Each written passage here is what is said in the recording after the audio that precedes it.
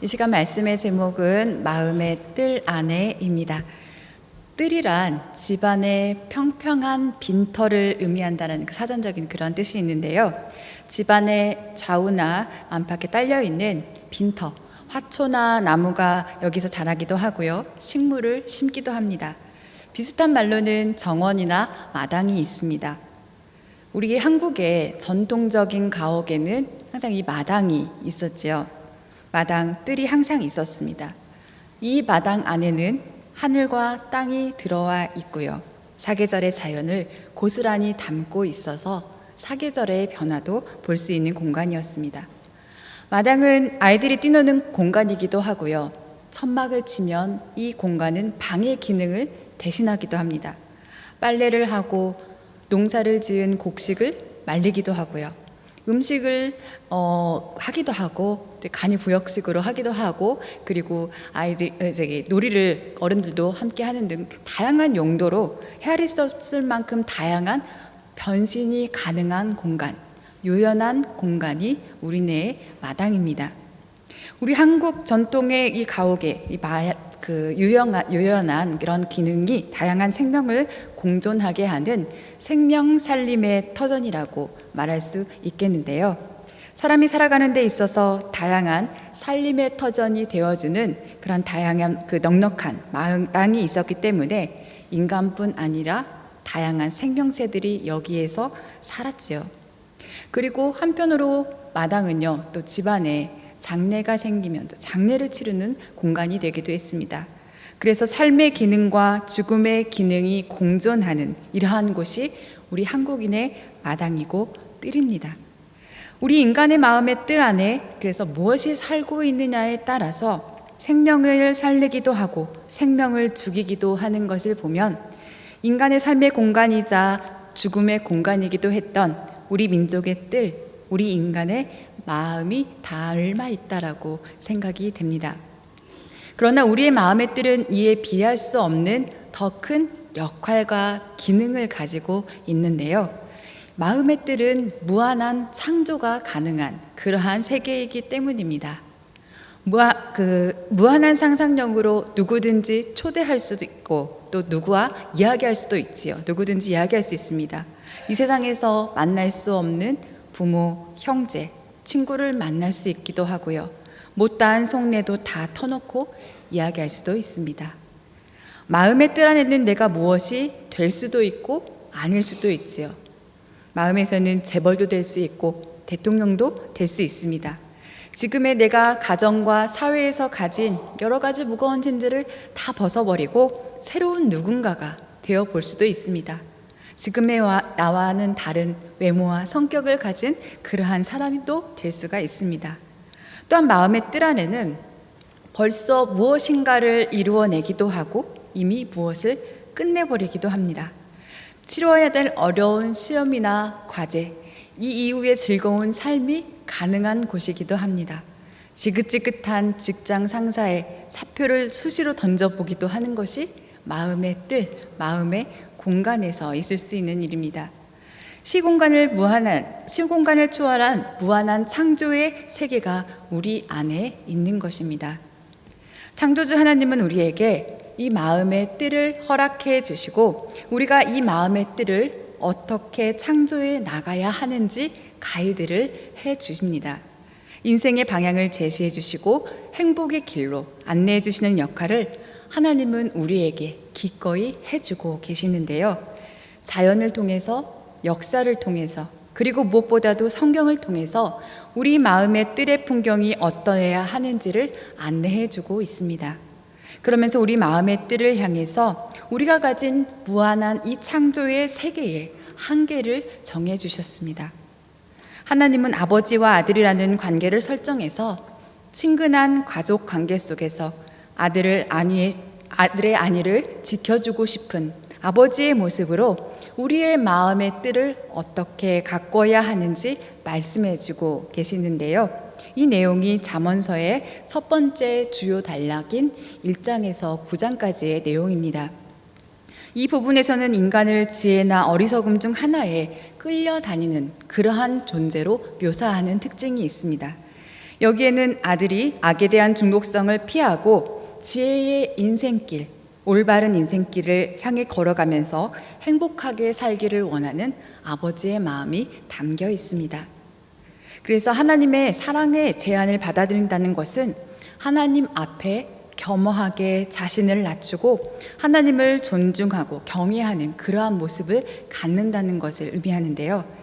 지혜를 사랑하는 아들은 아버지를 경외하며 아버지의 뜻을 존중하면서 사는 그러한 삶의 세계를 펼치지요.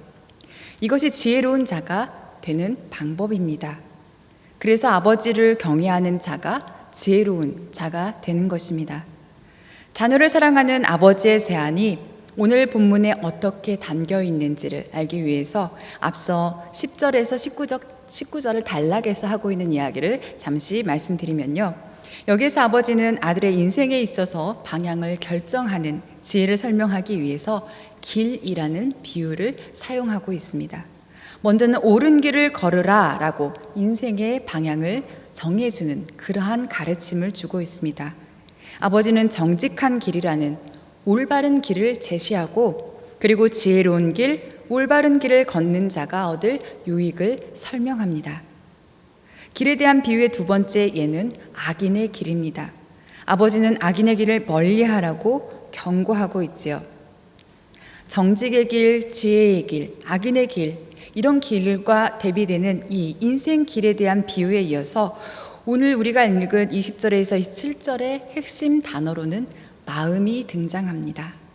23절에 모든 지킬 만한 것 중에 더욱 내 마음을 지키라 생명의 근원이 이에서 남이니라 라고 하였지요. 새번역 성경은 이 구절을 무엇보다도 내 마음을 지켜라, 내 마음에서 생명의 샘이 흘러나오기 때문이다 라고 하였습니다. 본문은 막연히 어떤 것을 지켜라 라는 그런 것을 얘기하는 것이 아니라 지켜야 하는 모든 것 중에서 가장 중요한 것을 제시하고 있는데요. 지킬 만한 가치가 있는 모든 것 중에 가장 중요한 것을 마음이다 라고 이야기하고 있습니다. 우리가 이 세상을 살면서 지켜내고 싶은 소중한 것들이 많이 있지요. 성도님들은 무엇을 지키고 싶으신가요? 우리 몸의 건강도 우리가 돌보며 지켜야 하는 것입니다. 또 사랑하는 가족, 소중한 자녀들을 지켜야 하겠지요. 아끼고 땀 흘려 모은 재산을 지키고 생계를 위해서 어렵게 입사한 직장의 자리를 지켜내야 합니다. 소중한 이들과 한 약속도 지켜내고 오랜 시간 힘들게 쌓은 명예나 우리 사회의 사랑과 정의와 평화도 반드시 우리가 지켜내야 하는 그러한 것들입니다. 잠언 말씀에서 아버지는 이 땅에 우리가 지킬 만한 가치가 있는 것 중에 가장 중요한 것이 마음이다 라고 강조해서 말하고 있는데요. 왜 마음이 우리가 지킬 가장 가치 있는 것이 될 수 있을까요? 23절은 그 답도 제시하고 있습니다. 바로 그 마음에서, 내 마음에서 생명의 근원이 나는 생명의 샘이 흘러나오기 때문입니다. 아버지는 아들을 향해서 마음을 지키는 일이 곧 생명을 지키는 일이다 라고 말하고 있습니다. 아버지는 자신의 말을 주의하고 귀 기울여 듣고 나에게서 떠나지 않게 마음속에 깊이 간직하고 이 말의 의미를 깨닫는 자는 생명을 얻고 온몸이 건강하게 된다고 말합니다.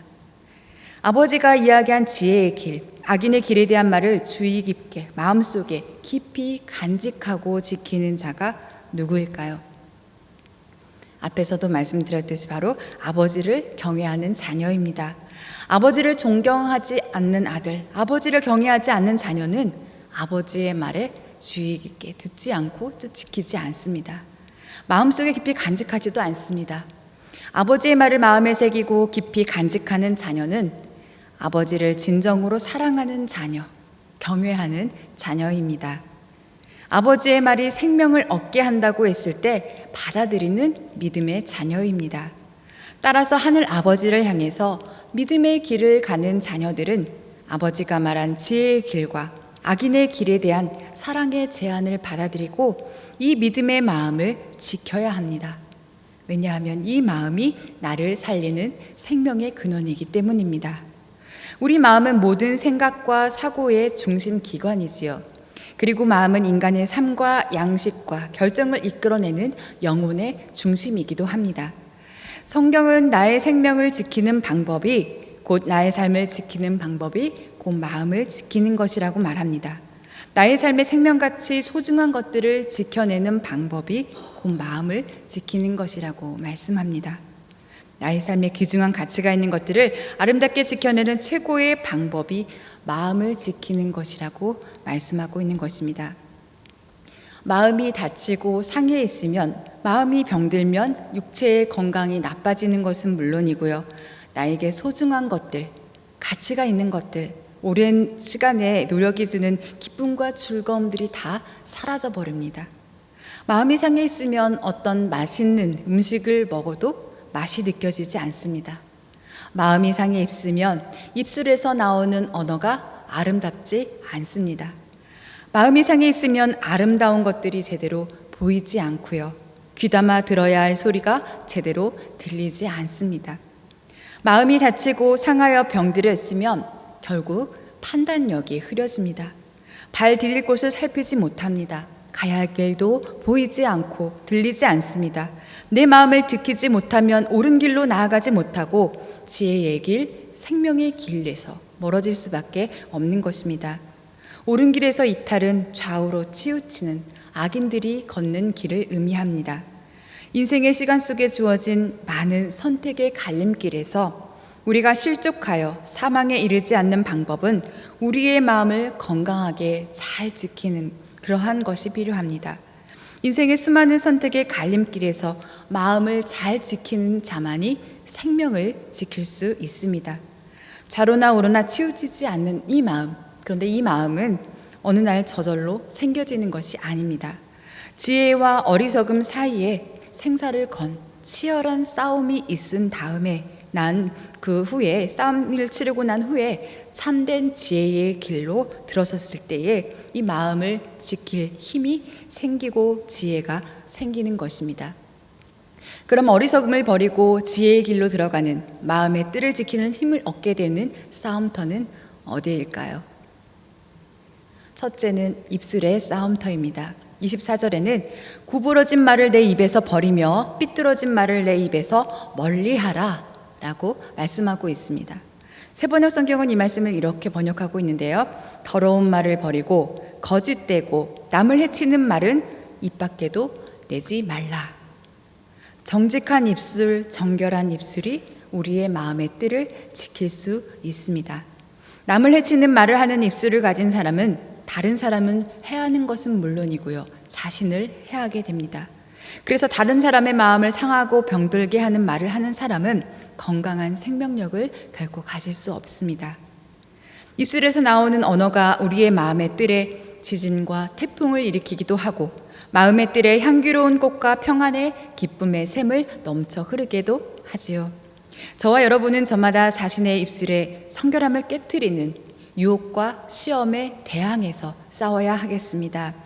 이 싸움에서 부정직한 말, 더러운 말, 하나님의 참된 자녀의 입에서 나올 정상적이지 않은 그러한 말을 떠나보내야 하겠습니다.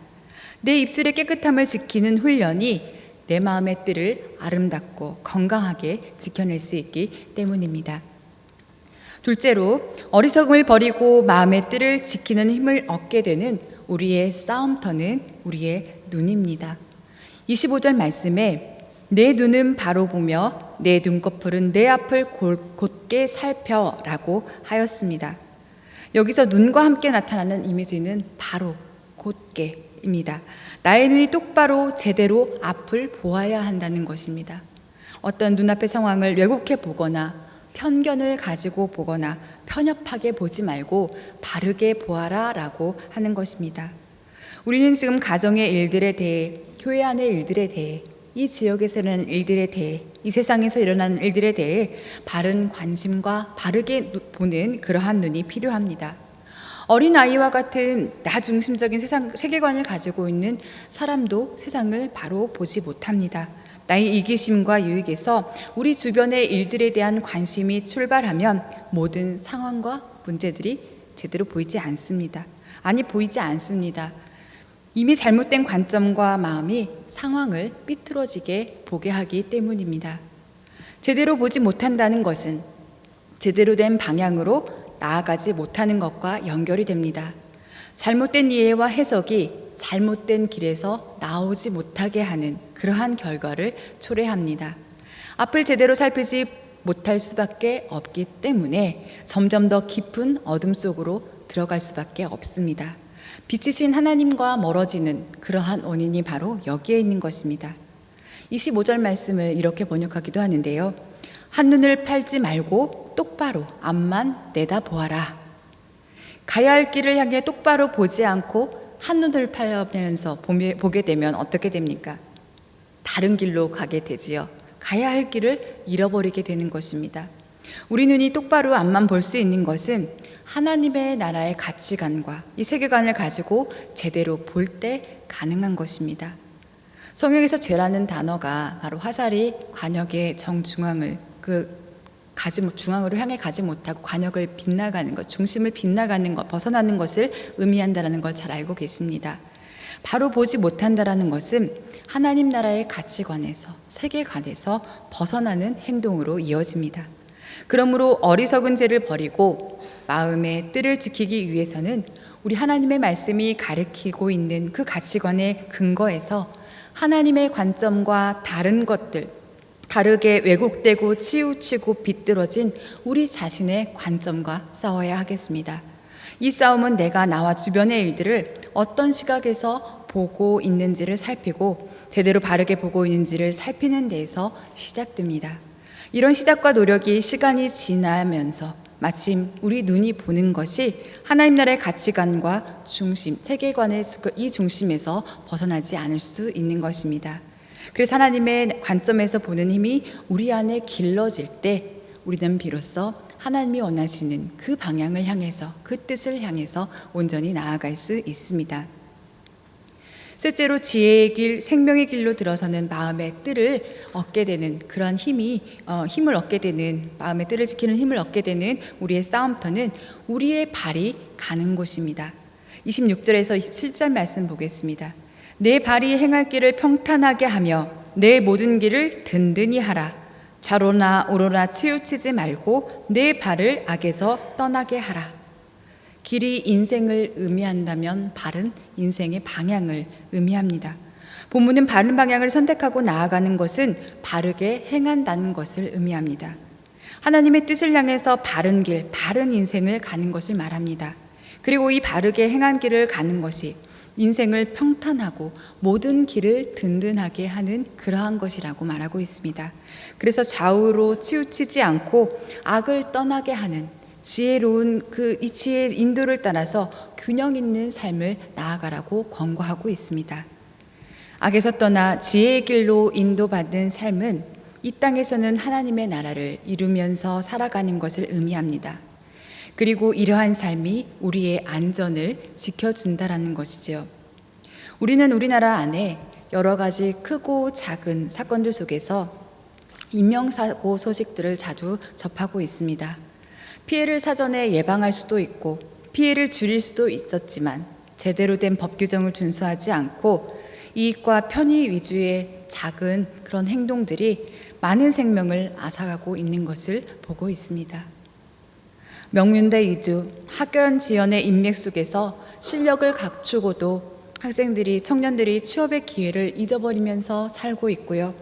다양한 조직사회 문화 속에서 만연되어 있는 이 폭력 구조 속에 희생당하면서 평생 지울 수 없는 상처를 안고 살아가는 이들도 많이 있습니다. 인간의 존엄을 무시하고 생명의 존엄을 무시하는 잘못된 문화가 우리 세대와 다음 세대에 가야 갈 길을 평탄하게, 안전하게 만들어주지 못하고 있습니다. 오늘도 생명을 살리는 이 정의와 지혜가 만들어주는 평화가 우리의 발걸음이 있는 곳에 만들어지기 위한 싸움, 이 노력이 필요합니다. 생명을 사랑하고 정의와 평화를 지키는 삶이 우리의 가는 길을 든든하게 해주고 우리의 발을 악에서 떠날 수 있게 해줍니다. 오늘 본문 23절을 이렇게 말하고 있는데요. 모든 지킬 만한 것 중에 더욱 내 마음을 지켜라. 생명의 근원이 이에서 남이니라. 우리의 말하는 것, 보는 것, 나아가고자 하는 삶의 방향은 보이지 않는 우리 마음의 뜰에서 비롯됩니다. 그래서 성경은 마음을 지키는 것이 생명을 지키는 근원이 된다라고 말씀하고 있습니다. 마음은 단순히 정서적인 측면만을 의미하는 것이 아니라 우리의 전 인격을 말하는 것이지요. 우리의 행동과 언어를 결정하는 것이 바로 마음이기 때문입니다. 우리의 마음이 정결하고 깨끗할 때 우리의 눈과 귀가 새로워지고 입술의 언어가 깨끗해집니다. 우리는 하나님을 닮아서 예수님을 닮아서 하나님을 사랑하고 이웃을 사랑하며 세상의 본이 되는 삶을 살아야 할 그러한 사람들입니다. 그러기 위해서 성도가 해야 할 일은 먼저 자신의 마음을 지키는 일입니다. 돈을 잃으면 조금 잃은 것이고요. 명예를 잃으면 많이 잃은 것이고 건강을 잃으면 모두 잃은 것이라는 그러한 말이 있습니다. 육체의 건강 이상으로 중요한 것이 바로 마음입니다. 우리의 마음의 뜰 안에 살고 있는 지혜의 마음과 어리석은 마음이 우리 인생의 모든 것을 좌우한다고 해도 과언이 아닙니다. 성경은 마음을 잃으면 생명을 잃은 것이라고까지 하였습니다. 영혼을 담는 그릇인 우리의 마음이 무너지면 평안도, 꿈도, 열정도 잃어버리고 맙니다. 우리를 낙심시키기 위해서 사탄은 끊임없이 시련을 주고 유혹하는 이 마음, 우리를 더 어렵게 하는 마음, 이 마음과 싸울 가장 치열한 영적인 전쟁터가 우리 마음이기도 합니다. 그런데 어떤 사람은 짧은 말에서 마음이 무너지고 어떤 사람은 어떤 경우에도 자유롭게 삽니다. 지혜로운 사람은 하나님이 주신 것을 마음에 간직하고 그것을 마음에 확정하여서 거짓과 유업에 넘어가지 않습니다. 우리가 마음을 지켜야 하는 이유는 인간의 마음은 모든 죄악의 근원인 동시에 하나님의 지혜를 깨닫는 곳이기 때문입니다. 마음을 지키지 못하면 마음의 지혜를 깨달을 수 없다라는 것을 우리는 기억해야 하겠습니다. 우리가 하나님의 지혜를 깨닫는 곳은 무엇보다도 마음입니다. 하나님을 전적으로 신뢰하는 마음을 가질 때 마치 샘에서 생수가 솟아나듯이 도덕적으로 영적으로 생명력 있는 삶을 살게 됩니다. 오늘 지금 여러분은 마음의 뜰 안에 무엇을 창조하고 계신가요?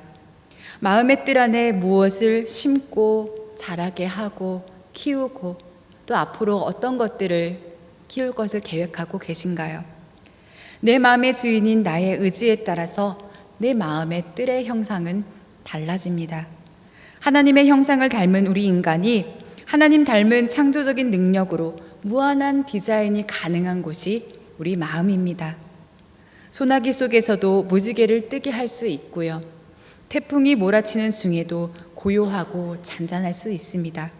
우리 마음속에 있는 악한 생각과 행동을 버리고 오직 청결한 마음으로 하나님과 온전한 교제를 나누면서 살아가는 그 삶의 시작이 우리 마음의 뜰 안에 사랑과 생명이 자라고 평화가 피어나고 은혜의 향기가 나게 할 수 있습니다.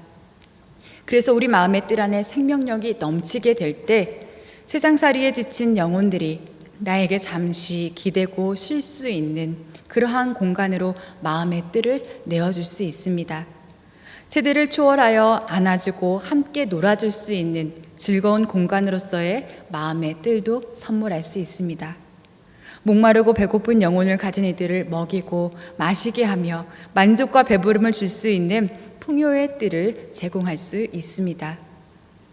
우리 마음의 뜰 안을 다양한 모습으로 생명력 있게 창조하고 잘 가꾸어서 다른 사람들에게 즐거움과 새로운 힘을 줄 수 있는 생명력이 크고 넓은 마음의 뜰로 키워나갈 때 우리의 마음의 뜰은 하나님이 거하시는 뜰, 하늘의 정원이 될 수 있습니다. 생명력이 자라고 생명력이 있는 마음의 뜰 한 채를 매일매일 소중히 여기고 가꾸시면서 넓혀가시는 여러분과 제가 되기를 간절히 원합니다. 우리 마음의 뜰 안에서 마르지 않는 정직하고 바른 길을 추구하는 그런 길을 추구하고 창조하는 생명의 샘이 언제나 흘러나오는, 그래서 우리의 삶을 복되게 하고 우리 이웃의 삶들을 복되게 하는 그러한 정원을 매일매일 가꾸고 키우고 누리고 나누시기를 원합니다.